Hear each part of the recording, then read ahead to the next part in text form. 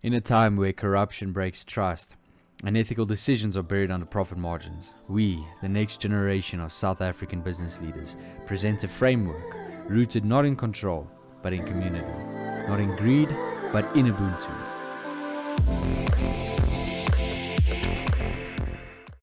Here's the problems in our current South African framework.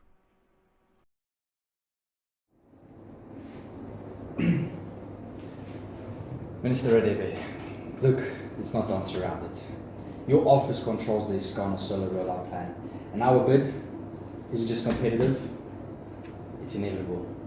If we grease the right wheels, if you know what I'm saying. Grease. Such an ugly word. I prefer an alignment of interest. You know, if you put my friend in business, I'll make sure that your folder finds a way to the top of the stack.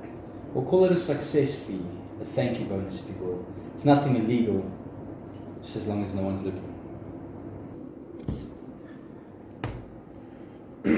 Gentlemen, must I remind you that this isn't just a public contract, but it's for infrastructure.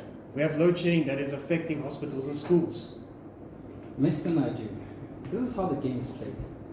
The rules don't matter when everyone is already losing. Besides, we're compliant. We've got BEE status, ESG labels, green logos. We have it all. It all checks out. It's all just now up to interpretation.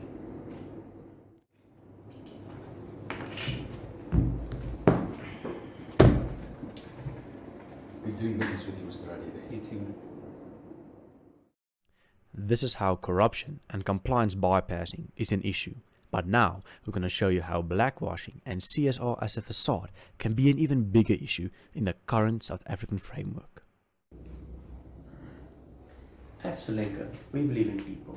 Our 2024 strategy is based on inclusion, sustainability, and community empowerment. That's right. But now remember to smile when you say empowerment, because you're going to be on Monday Morning Live, and perception is key. Interesting, because your quarterly reports list zero actual black shareholders, just expired trusts and fronting partners. Well, technically, Mr. Mal, the law doesn't define our timing windows. Besides, we did meet our environment target on paper. On paper, but in practice, those empowered stakeholders no longer even hold voting rights. You sort their names, not their futures. Well, we've donated 2 million rand to youth uplifting programs. We are ESG certified. We care, Mr. Moore.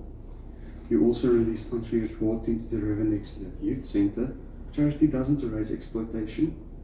And yet, the public still smiles. The investors are happy. All of the boxes are ticked. And if it works, it works. And now, another example, whistleblower silencing. Mr. Mokwena, I have something to talk about. Morning, Mr. Play. Have a seat. You look like someone is carrying a storm. What can I do for you? It's about the facility funds. I've received the expense reports and some of the transactions, they don't line up. I see 3.2 million going to a ghost vendor, but twice. It's a big accusation. Are you suggesting an internal fraud? No. I'm not accusing. I am just reporting. I thought maybe the system flagged something wrong. I mean, I checked the audit trails myself.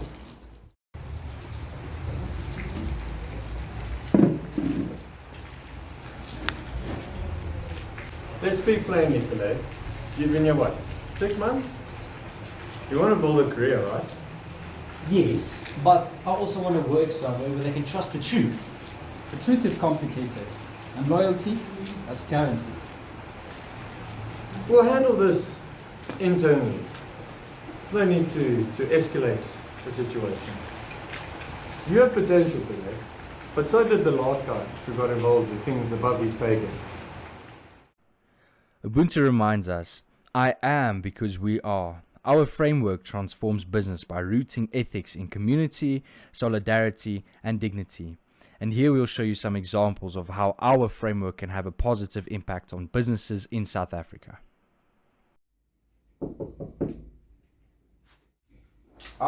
Tabu, come in. Hello, sir. How are you, my friend? I'm good. How are you? Good, thanks. Have a seat. Thank you.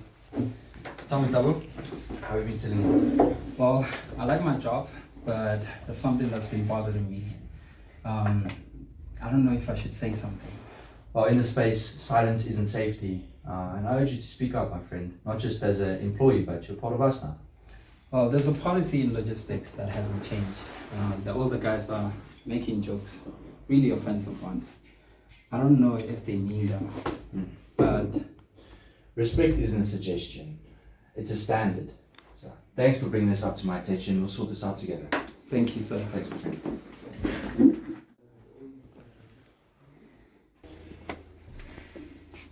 Sir, I heard you call for me.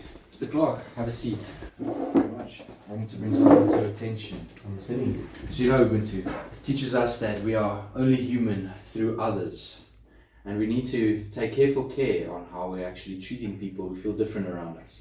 I understand, sir. Thank you very much. And I think my words may have landed out of context. I will speak to my team and I'll even sit in the next Ubuntu session. Great, that's all we ask. Apology accepted. We focus on growth over guilt. Thank you very much, Thank you, sir. sir. Thank you. Have a great day. So, as you can see, our improvised framework has a heavy focus on hearing the voice of our employees. Everyone has the right to raise any concerns they may be experiencing, as you could see from the example with our improved ethical standards within the HR department. Next up is an example of how honest marketing and authentic CSR occurs within our framework. Marketing is aligned with Ubuntu, building brands with soul, not spin. As you can see on the document in front of you, this isn't about gala photos. We are changing the name of our campaign to more than a name on the wall, because that is what it is. Finally, because the last time somebody uplifted our township, they built a plaque and they forgot about the people. Will this be any different? Well, we have co-designed every single phase, and this is based off of what the youth needs, not us. You'll also get full budget transparency with monthly check-ins. And your story will lead the campaign, not ours. We're not the heroes here, we're just the platform. That's new. Most brands only want our pain, not our partnerships. Well, we've learned that Ubuntu doesn't mean look at what we can do, but rather how we can grow together. So now you'll see the improvement in the strategic management within the ethics committee. Strategic goals become more than numbers. They reflect care, justice, and responsibility. All right, gents, let's begin with the impact report.